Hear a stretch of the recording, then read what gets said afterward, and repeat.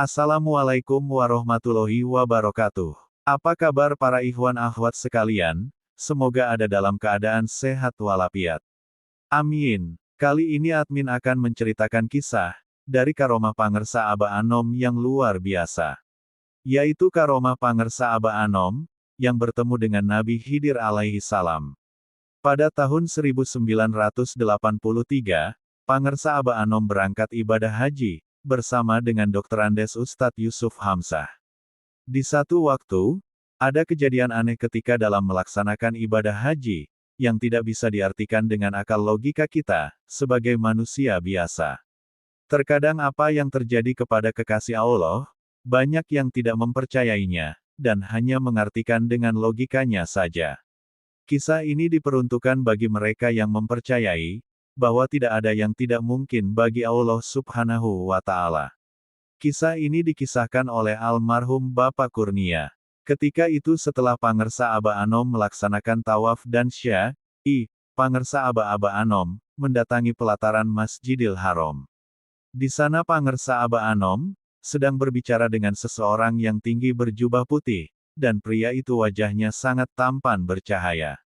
Para rombongan Pangersa Aba Anom menjadi penasaran, dan mereka langsung berdiri, untuk melihat siapa yang berbicara dengan Pangersa Aba Anom. Pria tampan berjubah itu pun masuk ke dalam masjid, bersama Pangersa Aba Anom, yang membuat para jemaah bertanya-tanya, siapa orang itu, yang mengenali Pangersa Aba Anom. Tidak lama kemudian, para jemaah mengikuti Pangersa Aba Anom, yang berjalan dengan pemuda berjubah itu. Ketika para rombongan jemaah haji berhadapan dengan Pangersa Aba Anom, dan pemuda berjubah tampan. Pemuda berjubah itu langsung mengungkapkan salam, kepada para jemaah haji. Dan para jemaah pun menjawab salamnya. Tidak lama kemudian, laki-laki tampan itu berkata kepada Pangersa Aba Anom dalam bahasa Arab, dengan mengatakan, "Aku serahkan umat kepada engkau." Tidak lama kemudian, Pangersa Aba Anom menyodorkan tangannya, dan mengatakan, "Aku terima apa yang engkau perintahkan." Setelah itu, pemuda berjubah itu berpamitan dan bersalaman dengan para jemaah, termasuk Dr. Andes Ustadz Yusuf Hamzah.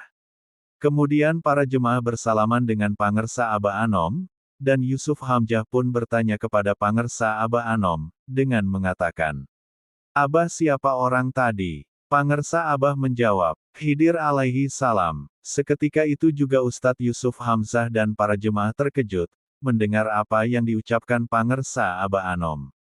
Keesokan harinya, Pangersa Aba Anom melanjutkan ziarah ke makam Nabi Muhammad SAW, dan berziarah ke makam Syekh Abdul Qadir Al-Jailani di Baghdad.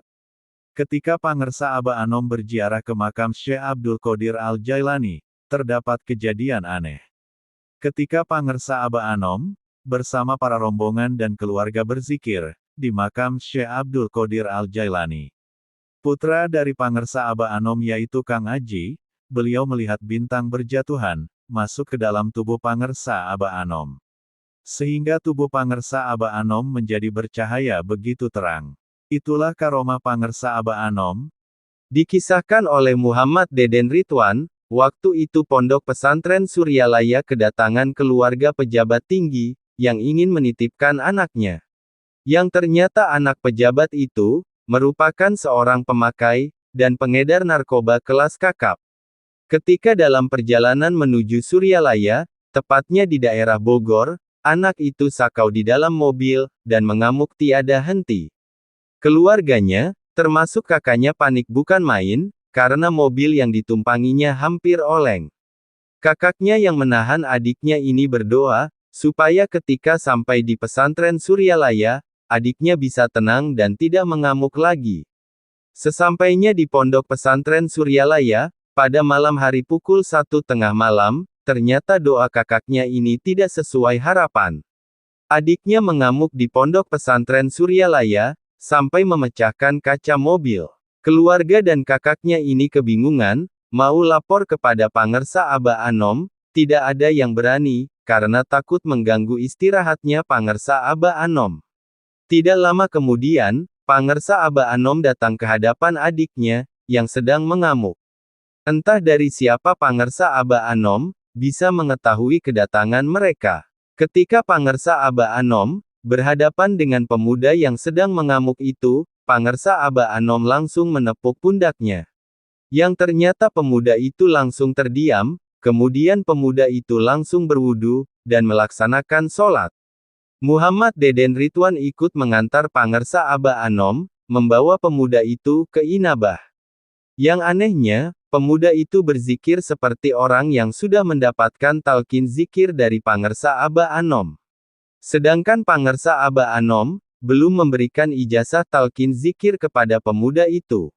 Lalu siapa yang mengajarinya? Allah Subhanahu wa Ta'ala menganugerahkan karomah bagi manusia pilihannya, yaitu orang-orang yang taat kepadanya. Para waliullah sering mendapatkan keluarbiasaan yang diberikan oleh Allah Subhanahu wa Ta'ala karena kesolehannya dan ketaatannya kepada Sang Maha Kuasa. Syekh Ahmad Sohibul Wafa Tajul Arifin, atau bisa dipanggil Pangersa Aba Anom, merupakan salah satu waliullah yang mendapatkan banyak karomah dari Allah Subhanahu wa Ta'ala. Aba Anom adalah seorang ulama yang harismatik. Beliau berasal dari Tasikmalaya, Jawa Barat.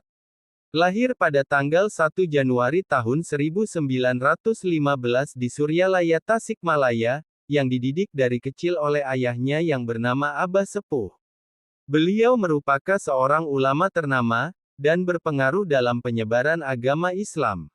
Banyak karomah Pangersa Aba Anom yang diketahui oleh masyarakat umum, yang merupakan kisah nyata dan diceritakan oleh banyak murid-muridnya.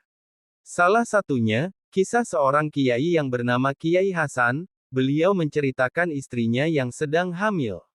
Ternyata kehamilannya tidak normal, karena divonis kanker oleh dokter. Sang kiai tidak bisa berbuat apa-apa lagi, dan mencoba pasrah. Namun Kiai Maksum teringat dengan Pangersa Aba Anom. Maka kiai itu pun sowan kepada Pangersa Aba Anom. Beliau meminta doa supaya istrinya sehat kembali, dan bayinya selamat. Setelah beberapa waktu, ternyata dokter kebingungan, karena kanker yang berada dalam rahimnya tiba-tiba berubah menjadi daging. Menurut vonis dokter, bahwa istrinya Kiai Haji Maksum harus dioperasi, karena terdapat kanker dalam rahimnya. Ketika Kiai Maksum mengutarakan masalahnya, Pangersa Aba Anom berkata, "Semoga dengan izin Allah, yang ada dalam kandungan istri Kiai Maksum, menjadi manusia dan istri Kiai selamat." Setelah diperiksa oleh dokter daging yang divonis dokter itu adalah kanker, dengan izin Allah berubah menjadi janin manusia, dan berjenis kelamin laki-laki. Singkat cerita, istri Kiai Maksum pun melahirkan dengan selamat, tanpa ada halangan apapun, dan bayinya pun sehat walafiat. Kiai Maksum pun menamai anak laki-laki itu, dengan nama Sufi Firdaus. Dikisahkan, ada seorang ahli politik dari negara Singapura, yang bernama Yakub bin Muhammad. Beliau lahir pada tanggal 25 Januari tahun 1925, di Sungai Pisang Klaten, Malaysia. Beliau adalah seorang ahli politik dan diplomat. Kiprahnya begitu sangat kuat, dalam memperjuangkan rakyat Malaysia di Singapura, pada tahun 1960. Keluarganya termasuk orang yang sangat dikagumi, dan dihormati masyarakat. Ibunya wafat ketika beliau masih berumur 8 tahun, disusul dengan wafat ayahnya, ketika beliau berumur 12 tahun. Haji Yakub merupakan duta pertama di Singapura ke Filipina, Mesir, dan India, pada tahun 1969 sampai 1986. Pada tahun terakhir itulah, Haji Yakub sering sakit-sakitan, sampai di mana ia kehilangan suaranya. Haji Yakub pun berobat ke berbagai negara, dan berbagai dokter yang terbaik. Namun semua yang dilakukan Haji Yakub, tidak ada perubahan sama sekali. Yang akhirnya seorang sahabatnya, menganjurkannya untuk soan kepada Pangersa Aba Anom. Haji Yakub mulanya tidak menerima ajakan sahabatnya, namun karena penyakitnya tidak kunjung sembuh. Maka berangkatlah ia ke Ponpes Suryalaya, bersama sahabatnya, dengan harapan, mendapatkan jawaban dari penyakitnya. Ketika berhadapan dengan Pangersa Aba Anom, sahabat Haji Yakub mengatakan tujuannya, Soon kepada Pangersa Aba Anom. Aba Anom pun mengatakan, bacalah ayat suci Al-Quran setiap hari, melalui pandangan saja, insya Allah atas izinnya suaranya akan kembali pulih. Haji Yakub mematuhi apa yang diucapkan Pangersa Aba Anom. Beberapa bulan kemudian, alhamdulillah, suara Haji Yakub kembali pulih.